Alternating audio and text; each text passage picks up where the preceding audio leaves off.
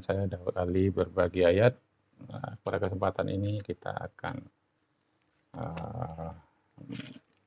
merenungkan satu ayat yang kita pilih supaya kita bisa hidup di dalam rencana Tuhan, supaya kita hidup mengenal Tuhan dan dikenal oleh Tuhan.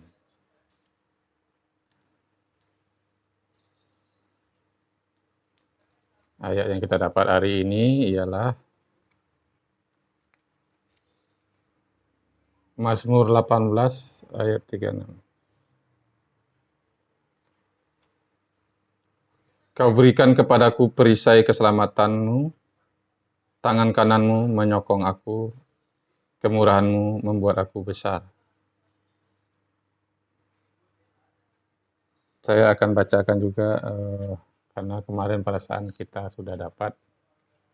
Ini ayat-ayat kitab yang sudah dipilih dan saya akan gabung dengan satu ayat dengan sini. Kita akan ambil satu ayat.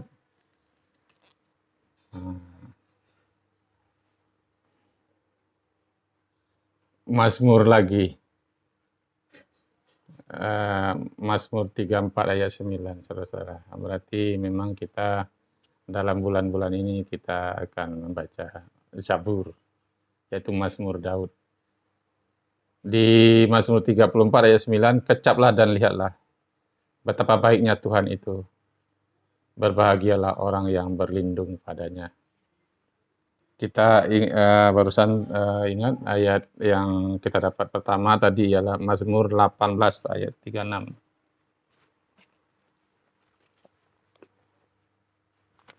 Mazmur 18 ayat 36.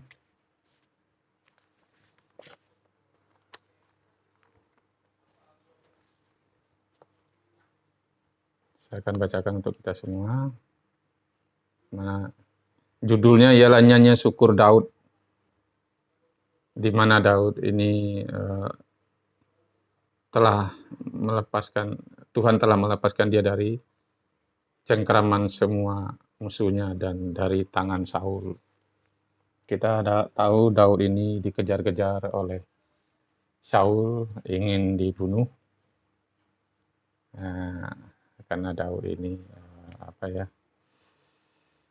padahal ini kita ingat kisah Daud waktu Daud menang perang kepada Saul, dihitungkan beribu-ribu musuh yang dikalahkannya. Tetapi kepada Daud, orang Israel memuji-muji dia, menyanjung Daud. Saul mengalahkan beribu-ribu, tetapi Daud mengalahkan berlaksa-laksa. Jadi inilah yang membuat Daud dimusuhi oleh Saul. Jadi kalau kita baca Mazmur 18 ini, bagaimana Daud itu, ini ayat Mazmur 18 ini bagus sekali, saudara-saudara.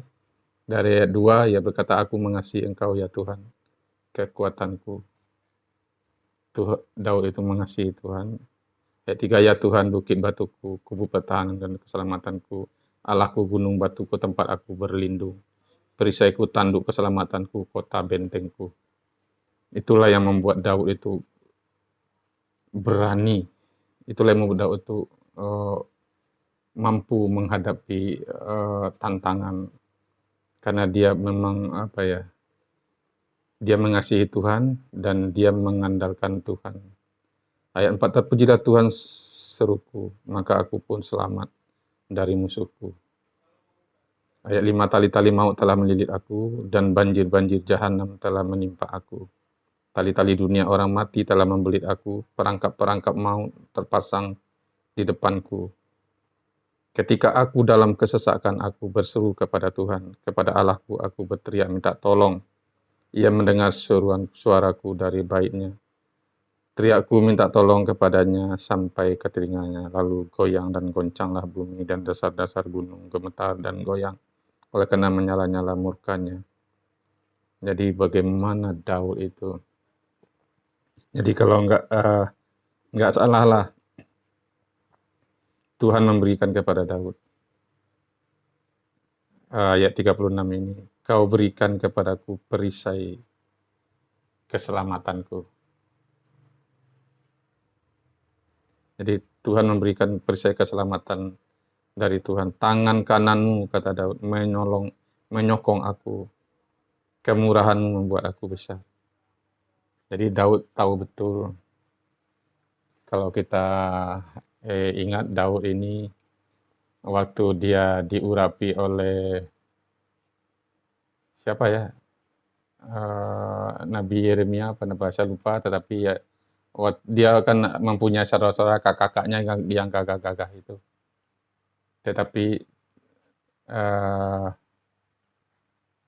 itu lewat semua, saudara-saudara. Tetapi Yeremia, saya lupa saudara, mungkin saudara ingat Yeremia apa Elia ya, atau siapa, nggak salah itu, yang mengurapi Daud itu. Karena Tuhan menyuruh dia, pergilah ke rumah anak yang seorang anak, ke rumah Isai. Aku akan membuat anaknya, akan mengurapi anaknya gitu. Dan lewat kakak-kakaknya, dan masih adakah anakmu? Kata bapaknya Daud, oh masih ada, anak saya di padang gurun. Dia sedang mengembalakan ternak di padang gurun. Ya, dijemputlah Daud ini, saudara-saudara. Ternyata Daud ini, kenapa Daud ini berkenan kepada Tuhan? Kita tahu, ternyata Daud itu memang dia mengandalkan Tuhan. Dia mengakui Tuhan dalam hidupnya. Tuhan itulah kekuatannya. Tuhan itulah gunung batunya. Itulah yang dinyanyikan Daud. Nah, jadi makanya apapun yang dia alami Daud, dia percaya kalau dia bisa melakukan ini dan itu karena Tuhan lah. Daud mengakui itu. Kau berikan kepadaku perisai keselamatanmu. Tangan kananmu menyokong aku. Kemurahanmu membuat aku besar. Sampai sekarang, saudara-saudara, Daud itu ada bintang Daud, Raja Daud. Bahkan Yesus pun disebut anak Daud. Jadi Mesias itu keturunan Daud. Karena Daud ini adalah orang yang kalau dia jatuh ke dalam dosa, dia mengakui, dia minta ampun sama Tuhan. Ya, dia minta, janganlah kau ambil rohmu yang daripadaku, dan ampunilah pelanggaran-pelanggaran. Saudara-saudara, kita dalam hidup ini, Daud juga mengalami yang namanya persoalan, yang namanya kesulitan. Bahkan dia ingin dibunuh oleh raja yang berkuasa pada saat itu. Bagaimana perasaan Daud? Daud diuber-uber, Daud ketakutan. Tetapi kita ingat ayat ini, kita dapat dua ayat tetap dari Daud. Mazmur Daud. Kecaplah dan lihatlah betapa baiknya Tuhan itu. Berbahagialah orang yang berlindung padanya. Mazmur 34 ayat 9. Saudara-saudara, kita bisa belajar dengan apa yang telah dialami oleh Daud ini. Daud berkata, kecaplah dan lihatlah betapa baiknya Tuhan itu. Apakah kita sudah merasakan, sudah mengecap, sudah melihat perbuatan Tuhan dalam hidup kita? Jadi kalau belum, dan belajarlah dari Daud. Daud ketika dia takut, dia percaya kepada Tuhan. Karena dia percaya kepada Tuhan, ketakutannya hilang. Kadang-kadang begitu berat hidup ini. Saya ada yang di komentar saya lihat, karena video-video saya lihat, bahkan saya lupa tersenyum, saudara-saudara. Jadi untuk Uni yang ngasih masukan, terima kasih Uni. Iya, kita perlu, ya kalau ada istilah sekarang, senyumin aja gitu. Kalau ada hal-hal yang sulit dalam hidup, kalau ada hal-hal yang uh, ya Daud kan dipitnah, Daud juga dipitnah, Daud juga dimusuhi, Daud menghadapi banyak hal dalam hidup ini. Tapi hati yang gembira adalah obat. Jadi bersukacitalah di dalam Tuhan. Dan kecaplah dan lihatlah betapa baiknya Tuhan itu. Dan saya juga bersyukur, saudara. Saya di luar Tuhan, saya sebenarnya bukan siapa-siapa. Saya tidak mempunyai harapan. Saya sudah tidak punya kesehatan. Saya, karena latar belakang saya buruk, saya terlahir dari keluarga yang berantakan. Dan saya ingin bunuh diri, tapi takut dosa.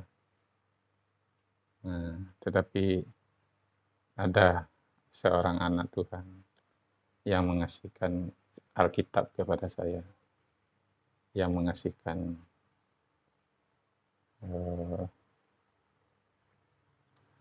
firman Tuhan. Jadi dari firman Tuhan itulah, dari Alkitab itulah saya bisa mengecap dan melihat betapa baiknya Tuhan itu. Berbahagialah orang yang berlindung kepadanya. Dulu saya tidak berbahagia, saudara. Makanya bahkan sudah 2 orang yang mengasih masukan, memberitahu ke saya. Ada seseorang yang melihat foto saya. Tidak pernah dia lihat foto saya itu dalam keadaan tersenyum, saudara-saudara. Karena dulu saya berpikir hanya 2 hal saja. Kalau nggak bunuh diri, bunuh orang. Saya mempunyai kepahitan dalam hidup. Itulah yang membuat saya tidak bisa tersenyum, saudara. Tetapi setelah saya mengecap Mazmur 34 ayat 9 ini, kecaplah dan lihatlah betapa baiknya Tuhan itu. Sekarang saya bisa tersenyum. Ini tersenyum saya loh, saudara. Dulu saya nggak bisa tersenyum. Kenapa saya dulu nggak bisa tersenyum? Karena saya mempunyai kepahitan dalam hati saya. Tetapi setelah saya kecap dan saya lihat betapa baiknya Tuhan itu, barulah saya bisa tersenyum, saudara. Jadi, dulu saya pernah juga ingat kisah Ayub. Bagaimana Ayub itu? Dia mengalami banyak musibah, saudara-saudara. Bahkan hartanya habis seketika, lenyap. Dia bukan orang miskin seperti saya. Kalau saya memang dari dulu saya nggak punya harta, saudara. Nggak punya kesehatan. Jadi apa yang membuat saya... Tetapi kalau Ayub, dia orang berada, mempunyai pembantu banyak, bahkan orang yang mengembalakan peliharaannya banyak. Domba, sapi, banyak. Tetapi seketika itu mati, saudara-saudara. Terus anaknya mati. Terus kesehatannya direnggut. Dia mengalami sakit yang begitu mengerikan. Bahkan kulitnya itu, kalau dia duduk atau apa itu, borok, saudara. Penuh borok, penuh luka. Bahkan kalau untuk menggaruk itu boroknya itu pakai beling gitu, saudara. Kesehatannya hilang. Bahkan istrinya berkata, masihkah engkau menyembah Tuhan? Kutuki saja Tuhanmu itu, matilah kau. kata istrinya. Jadi bagaimana Daud itu begitu sulit, begitu menderita. Padahal bukan Daud, Ayub itu dikatakan Tuhan, Tuhan sendiri mengatakan dia hambaku yang saleh. Bukan orang loh yang mengatakan Daud itu saleh, tapi Tuhan sendiri mengatakan Daud itu saleh. Ayub itu saleh. Tetapi kenapa Ayub mengalami begitu banyak kesulitan? Apakah karena dia nggak saleh? Apakah dia nggak berdosa? Atau karena dia nggak taat sama Tuhan? Dia taat loh sama Tuhan. Bahkan Tuhan memuji dia saleh. Tetapi kenapa Tuhan izinkan Ayub mengalami begitu dahsyat penderitaannya? Karena iblis berkata, ya pantas sajalah. Ayub itu ia memuji, mengakui engkau sebagai Tuhannya. Karena dia engkau berkati. Coba engkau cabut berkatmu. Coba engkau nggak berkati dia. Apakah Ayub masih memuji engkau, masih mengakui engkau? Pasti Ayub akan mengutuki engkau. Itu yang dikatakan setan kepada Tuhan. Ya oke. Tuhan izinkan iblis merusak, iblis menggocoh Ayub. Bahkan seketika lenyap harta bendanya, kesehatannya lenyap. Dan setan akan berkata, sebentar lagi Ayub akan mengutuki Tuhan. Tetapi apa yang terjadi dengan kisah Ayub, saudara-saudara? Ayub berkata, aku lahir telanjang. Aku akan mati dan kembali dengan telanjang. Tuhan yang memberi, Tuhan yang mengambil. Terpujilah nama Tuhan. Itu yang dikatakan Ayub ketika dia menderita. Betapa dahsyatnya Ayub ini, saudara-saudara. Betapa salehnya benar, ternyata Ayub ini saleh, saudara. Dalam penderitaan yang begitu mengerikan.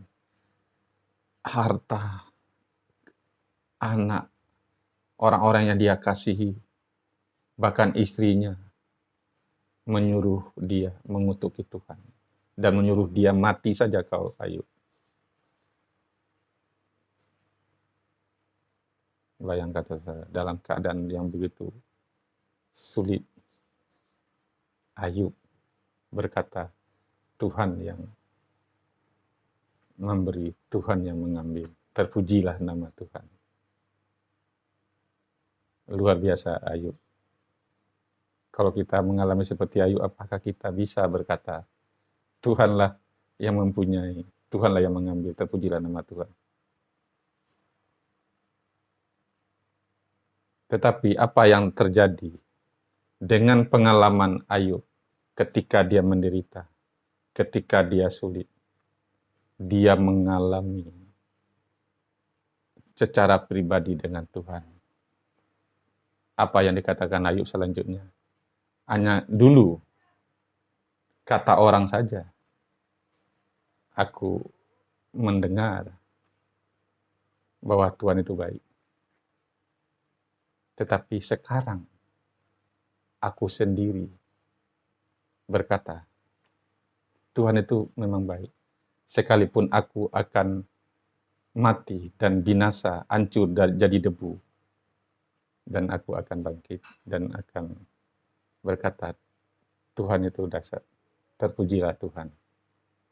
Jadi penderitaan itu saudara-saudara kadang diizinkan Tuhan supaya kita mengenal siapa Tuhan. Ayub dalam penderitaannya lah dia mengenal Tuhan itu. Dulu hanya kata orang saja Tuhan itu baik. Saya dari dulu juga, dari saya kecil juga saya udah dengar. Tuhan itu pengasih penyayang. Tetapi itu hanya kata orang. Tapi apakah benar saya bisa mengatakan dia pengasih penyayang? Di mana dia? Apakah dia bisa saya mengalami seperti Mazmur 34 ayat 9 ini? Orang berkata, "Oh, Tuhan itu baik. Tuhan itu pengasih penyayang." Tetapi saya tidak mengecap, tidak merasakan, tidak mengalami. Tetapi ketika saya begitu menderita, kesehatannya sudah nggak ada lagi, sudah nggak ada harapan lagi, merasa tidak berharga, merasa tidak disayang karena penyakitan menjadi beban. Tetapi Mazmur 34 ayat 9, kecaplah dan lihatlah betapa baiknya Tuhan itu. Berbahagialah orang yang berlindung kepadanya. Anda ingin jadi orang yang berbahagia? Nah, kecap dan rasakan kebaikan Tuhan. Tuhan mengasihi manusia. Dia ingin kita mengalami berkat-Nya. Yohanes 3 ayat 16. Karena begitu besar kasih Allah akan dunia ini, sehingga Ia karuniakan anaknya yang tunggal, supaya setiap orang yang percaya kepadanya tidak binasa, melainkan beroleh hidup yang kekal. Yesus sendiri berkata, "Hai kamu yang letih lesu dan bertanggungan berat, datanglah kepadaku. Aku akan memberi kelegaan." Dan saya pernah letih lesu, bertanggungan berat, tidak ada lagi harapan. Kesehatan sudah nggak punya. Harapan hidup sudah nggak punya. Harta, keluarga, saya dijauhi. Karena saya sudah stroke, sudah gemetar-gemetar gitu, saudara. Tetapi waktu saya dengar firman Tuhan, waktu ada seorang anak Tuhan yang berdoa untuk saya, supaya saya mengalami kasih Tuhan itu, supaya saya bisa mengecap kasih itu, supaya saya bisa kecap dan lihat betapa baiknya Tuhan itu. Dan saya mengecap dan saya melihat dan betapa baiknya Tuhan itu. Itu bukan kata orang saja. Orang berkata, Tuhan tuh kasih. Tetapi dulu saya nggak tahu, benar nggak dia kasih. Tetapi sekarang saya sendiri bisa berkata, Tuhan tuh kasih. Dia mengasihi saya. Ketika saya masih berdosa, Yesus telah mati, mengganti hukuman saya. Sekarang saya menerima Yesus. Saya memberi diri saya diselamatkan. Saya memberi diri saya dibenarkan oleh Yesus. Karena saya mengakui Yesus itu Tuhan dan Juru Selamat saya. Karena Dia mati untuk saya. Itulah kasih. Dia yang benar. Untuk saya yang tidak benar. Saya yang terkutuk karena pelanggaran hukum. Karena ada di hukum Taurat berkata, terkutuklah orang yang tidak menaati salah satu dari hukum Taurat. Saya pernah melanggar hukum Taurat. Jadi saya adalah manusia yang patut dihukum. Saya manusia terkutuk di hadapan Tuhan. Tetapi Yesus menggantikan kutuk itu. Dia terkutuk di kayu salib karena ada tertulis, terkutuklah orang yang tergantung pada tiang salib. Yesus menjadi kutuk karena saya. Karena Anda, kalau Anda mengimani. Karena dia di Lukas 2 ayat 11, kesukaan besar untuk seluruh bangsa telah lahir Kristus Tuhan. Dialah yang akan menanggung dosa dunia ini.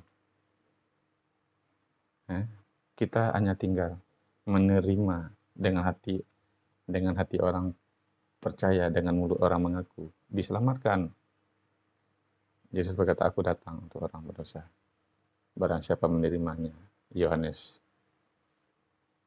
1 ayat 12. Barang siapa menerima dia, menerima Yesus, diberi Yesus kuasa untuk menjadi anak Allah.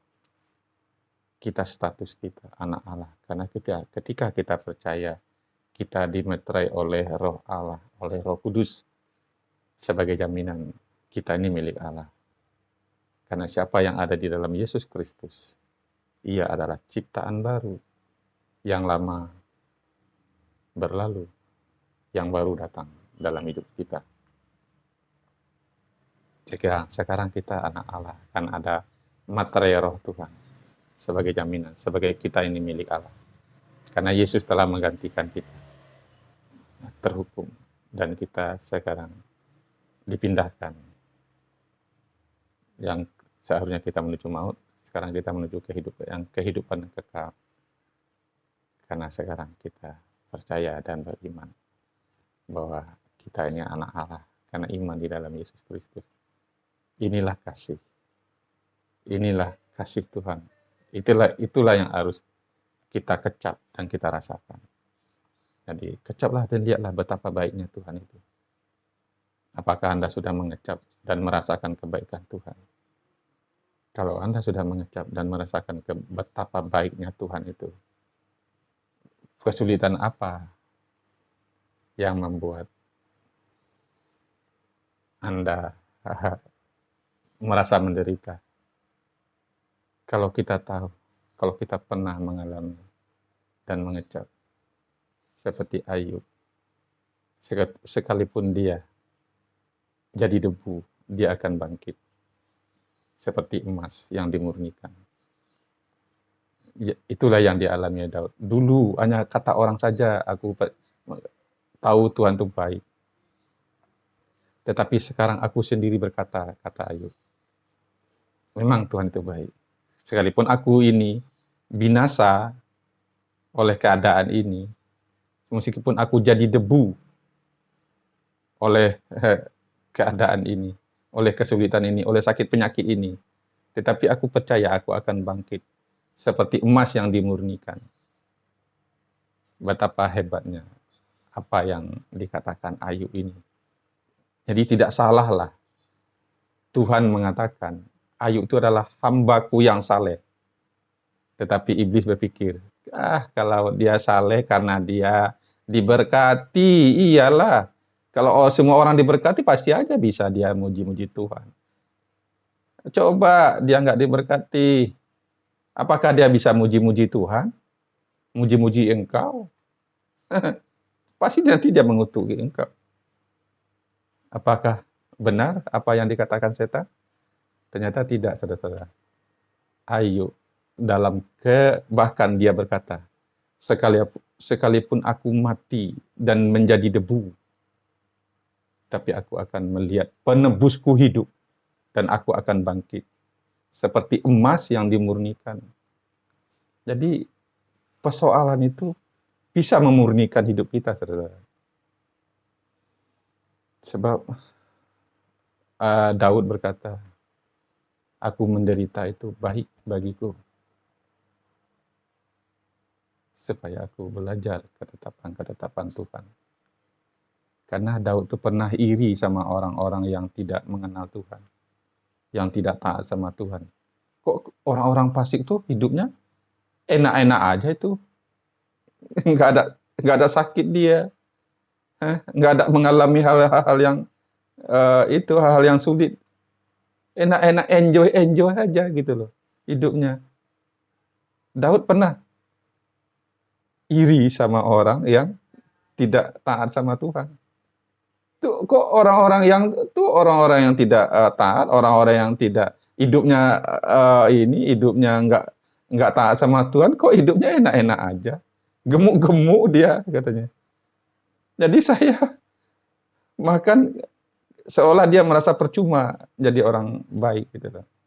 Tetapi setelah dia masuk ke hadirat Tuhan, setelah dia masuk ke bait Allah, setelah dia lihat di mana orang fasik itu ditempatkan Tuhan, dia ditempatkan di tempat yang licin. Sekali dia jatuh, dia hancur binasa. Tetapi orang benar jatuh, tidak tergeletak. Ayub, orang saleh, orang yang takut Tuhan, dia jatuh, dia mengalami kesulitan, dia mengalami penderitaan. Tetapi justru di dalam penderitaan itu, Ayub bertemu, mengenal Tuhan secara pribadi dalam hidupnya. Karena dulu waktu dia sehat-sehat saja, hanya dia dengar saja, oh Tuhan itu baik, dia itu pelindung, dia tuh dahsyat, dia tuh begini-begini. Itu hanya karena cerita dengar-dengar dari orang saja. Tetapi dia sendiri nggak ngalami. Tetapi begitu dia menderita, dia segalanya habis, dia tahu Tuhan itu memang baik. Bahkan dia dalam penderitaan itu kebaikan Tuhan tidak putus untuk dia. Makanya dia bisa berkata, sekalipun aku binasa, sekalipun aku jadi debu, aku tahu penebusku hidup. Jadi dia mengenal juru selamatnya, saudara-saudara. Dia mengenal siapa Tuhan. Dia tahu, aku tahu penebusku hidup. Ingat saudara-saudara, orang-orang perjanjian lama, dia beriman kepada Sang Mesias yang akan datang. Yaitu penebus juru selamat. Apakah Ayub mengenal juru selamatnya ketika dia sehat-sehat saja? Tidak. Ayub justru mengenal penebusnya hidup waktu dia menderita, begitu menderita, tidak ada yang bisa menolongnya. Bahkan istrinya pun menjauhi dia. Dia bilang, ya udahlah, ngapain juga kamu menyembah Tuhan? Toh, apa yang kamu harapkan dari dia? Apa yang kamu dapat sekarang? Hartamu, anakmu, kesehatanmu, semuanya ludas kok. Apa? Ya udah, kamu kutuki itu Tuhan. Mati saja kamu. Bayangkan saudara. Tetapi Ayub berkata apa? Masakan kita hanya mau menerima yang baik saja dari Tuhan? Tidak mau melewati hal yang ini, yang buruk. Karena setan menuntut. Karena setan diizinkan Tuhan untuk mengocoh kita. Karena setan itu dia pendakwa. Dia perusak. Tetapi selama kita percaya dan berserah kepada Tuhan, itu telah dibuktikan oleh orang-orang yang berjalan bersama Tuhan. Itulah gunanya kitab suci itu ditulis, bagaimana orang-orang yang berlindung kepada Tuhan, disertai Tuhan, dipulihkan. Dan ingat saudara-saudara, Ayub itu dipulihkan Tuhan, hartanya kembali, bahkan anaknya setelah yang mati itu, dia mempunyai anak perempuan setelah itu. Tidak ada anak perempuan yang secantik anak Ayub di Israel. Jadi Tuhan memulihkan berkali-kali lipat, saudara. Bukan 2 kali, 3 kali, berpuluh kali lipat. Hartanya, kebahagiaannya. Bahkan anak Ayub adalah anak yang tercantik di Israel. Bayangkan saudara-saudara. Oleh kesalehan Ayub, oleh keteguhan Ayub, iblis kalah. Iblis kalah, saudara-saudara. Kadang-kadang kita diizinkan dicoba, pasti kalau gini-gini gua kasih cobaan ini, gua kasih. Iblis itu bikin jerat, saudara. Nggak kena dengan rayuan ini. Rayuan itu banyak cara untuk kita bisa jatuh ke dalam dosa, saudara-saudara. Tetapi kita bisa belajar dari Ayub. Kita belajar dari Daud. Kita belajar dari nabi-nabi lain, dari Yusuf. Bagaimana Tuhan tahu menolong orang yang percaya kepadanya. Dan kita ingat Daud juga di Mazmur 18 ayat Mazmur pasal 18 ini, kalau Anda mau baca semuanya, seluruhnya satu pasal itu, bagaimana dahsyatnya, bagaimana Daud itu begitu berlindung. Karena ayat 3, Mazmur 18 ayat 3, ya Tuhan, bukit batuku, kubu pertahananku dan penyelamatku, Allahku, gunung batuku, tempat aku berlindung, perisaiku, tanduk keselamatanku, kota bentengku. Jadi Daud itu benar-benar Tuhan itulah kota bentengku, kubu pertahananku, tempat aku berlindung, tempat aku nyaman. Jadi Daud bisa berkata, dia bisa menulis Zabur, yaitu Mazmur, bahwa hanya dekat Allah saja aku tenang, hanya daripadanya lah keselamatanku, hanya dialah gunung batuku, kota bentengku, kubu pertahananku, aku tidak goyah. Jadi saudara, ayat hari ini Mazmur 18 dan Mazmur 34 ayat 9, saudara.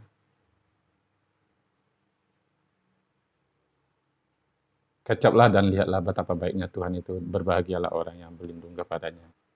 Saudara, hidup ini banyak tantangan, tapi bersama Tuhan kita cakap menanggungnya. Belajarlah dari nabi-nabi Tuhan, belajarlah taat sama Tuhan. Sebab orang yang berlindung kepada Tuhan, berbahagialah mereka. Dan kecaplah dan alamilah, karena Tuhan itu baik. Jadi janganlah hanya kata orang saja.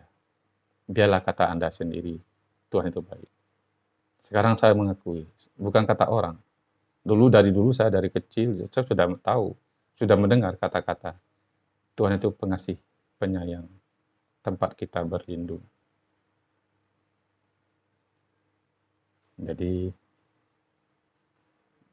tetapi sekarang secara pribadi saya mengatakan Tuhan itu baik. Dia memang tempat saya berlindung. Dia dapat dipercaya. Saya sendiri nggak tahu cara menolong diri saya. Tetapi Tuhan tahu caranya menolong orang yang berlindung kepadanya. Akuilah dia dalam segala lakumu, maka Tuhan akan meluruskan jalanmu.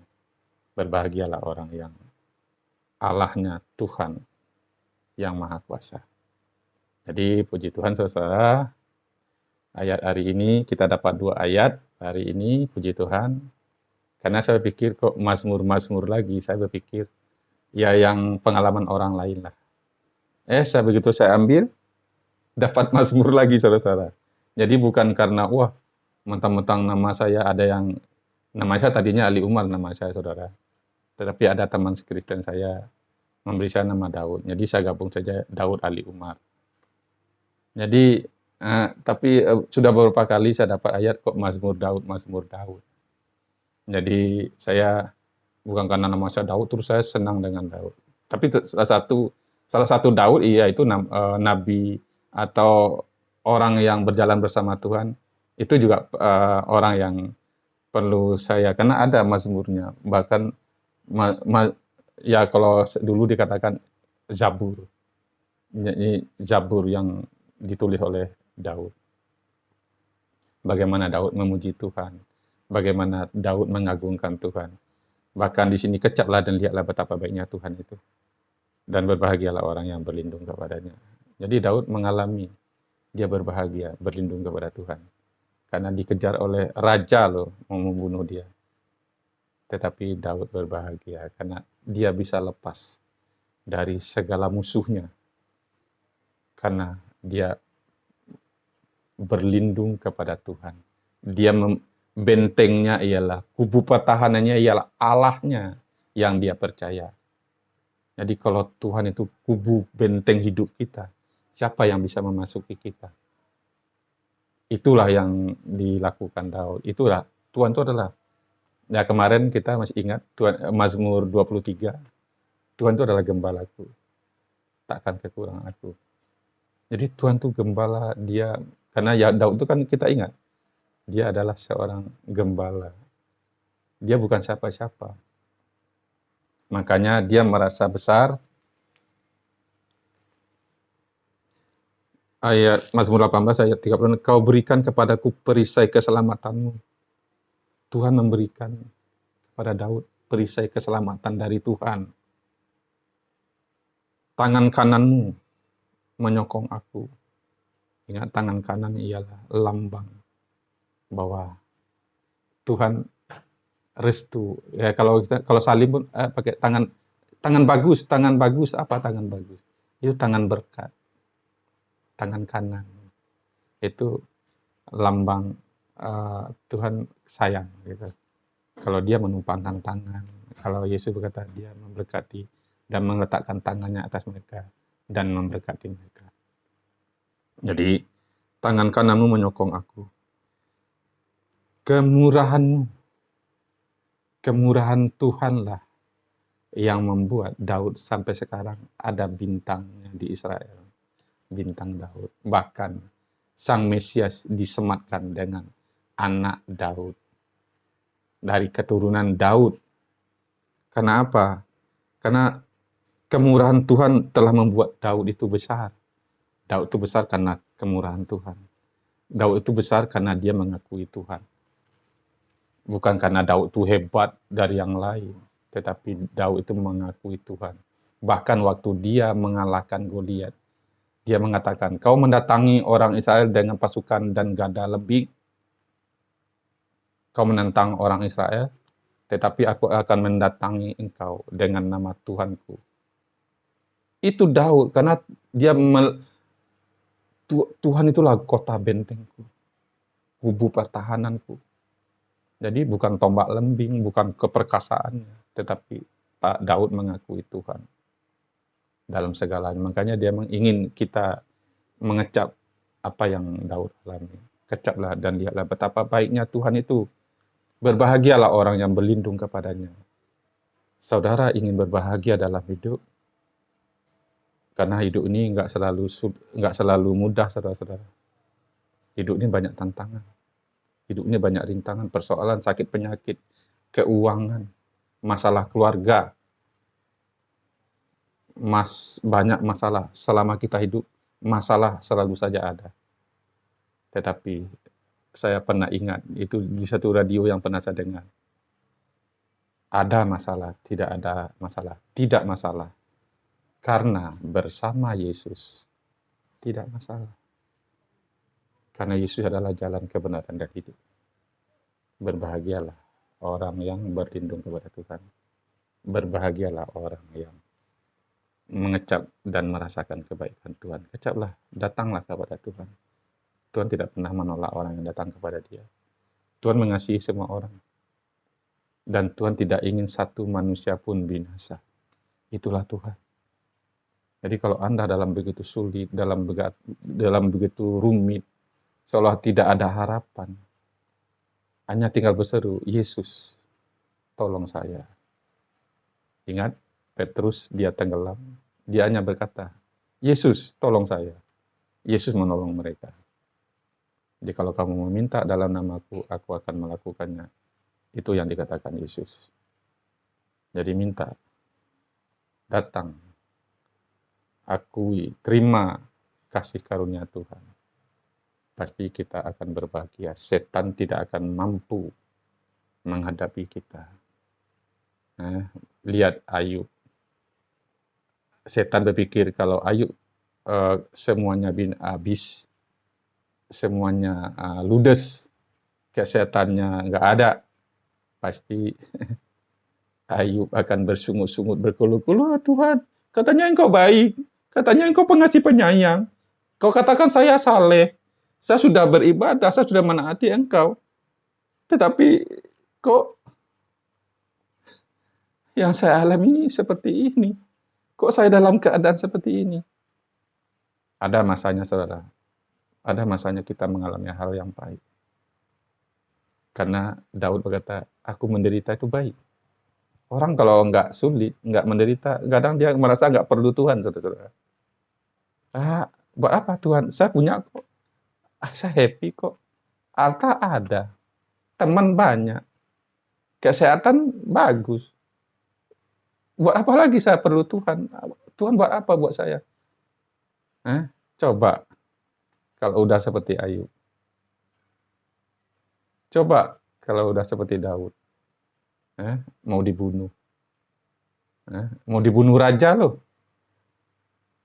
Orang berkuasa loh yang mau menghabisi Daud. Tetapi Daud itu, dia berlindung. Tuhan itulah kubu pertahananku. Aku melayangkan mataku ke gunung-gunung. Dari mana datang pertolonganku? Hah? Karena yang mengejarku, yang memusuhiku begitu banyak. Tidak terhitung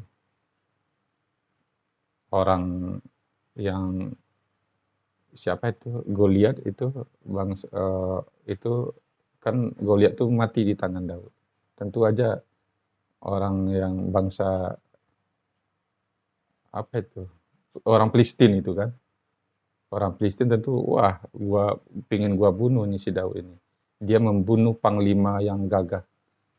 Panglima Filistin dibunuh oleh Daud.